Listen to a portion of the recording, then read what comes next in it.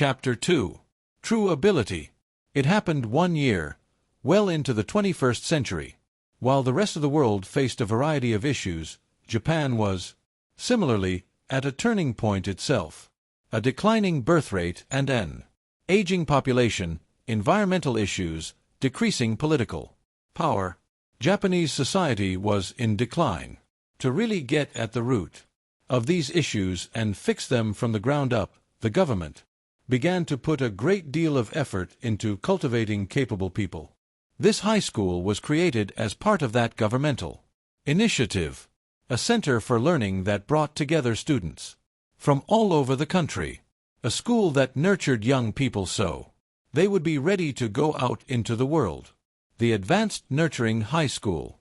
One of the school's most distinctive characteristics was that its administrators did not ask applicants to submit the grades they had received all the way up through junior high. Its students, who were selected based on the school's own unique set of criteria, had a wide variety of distinct characteristics themselves, both boys and girls. There were those who were capable when it came to studying but lacked communication skills. There were those who excelled in sports but struggled with academics. Some students, meanwhile, seemed to have not a single redeeming feature at all. And yet, the school lumped all these students together so that they might be granted an education. It was a system that seemed entirely unthinkable for a normal high school.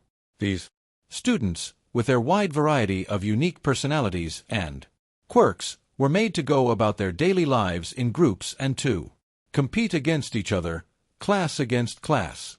The purpose of this was to give them the necessary foundation to do battle with a competitive society and to survive by cooperating with others.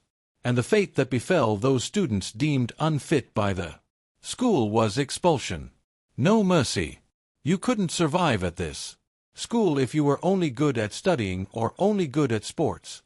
Each grade level was divided up into 4 classes, A through D. The time of enrollment, there were roughly 40 students assigned to each given class, making for a total of 160 students. Allow me to go into more detail about what makes this school so wildly different from others. Let's start with the basics. Students are prohibited from contacting anyone outside the school during the entirety of their 3 years here, until they graduate. At the same time, students are forced to live in the dormitories and prohibited from going outside campus. That being said, the school boasts an impressively vast campus equipped with a wide array of facilities for the students' use. So it's not like living on campus poses any issues. A Kiyaki Mall, a large commercial facility meant for the exclusive use of students and school personnel, you can find almost anything and everything you could possibly need. There's a cafe, an electronics retailer, a barber, a karaoke place, and more. In the unlikely event that something isn't available for sale there, students can purchase it via the internet. Furthermore, the money that students need to make purchases as they go about their daily lives is given to them in the form of something called private points. These points can be used in place of real money with an easy-to-understand conversion. 1 point equals 1 yen. However, it isn't as though these private points are handed out freely. They don't grow on trees. Each month, students receive a number of private points equal to 100 times the number of corresponding class points their class possesses. In other words, to save up the requisite private points to go about their daily lives, it is important for students to first secure class points. There are several ways to go about increasing your number of class points, but the standard method of doing so is to complete a certain assignment given by the school, something referred to as a special exam. Basically, the 4 classes compete against one another in these special exams, with the class placing first earning points, and the class coming in at the bottom losing points.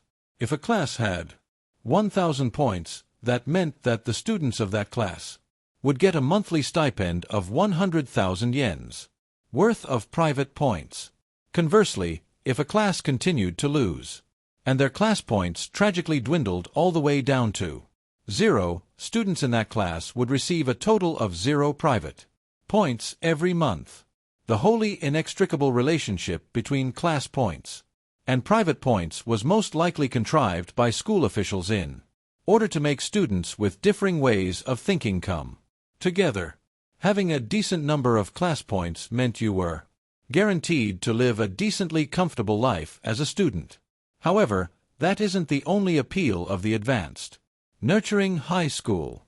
The school's greatest selling point is what comes for those students who graduate from Class A, the students who successfully manage to make it through and graduate from Class A are able to go on to any place of higher education or workplace of their choosing, even in extreme cases like a university that boasts about how extremely difficult it is to be accepted there, or a massive prestigious company. A student would be guaranteed to get in a free pass.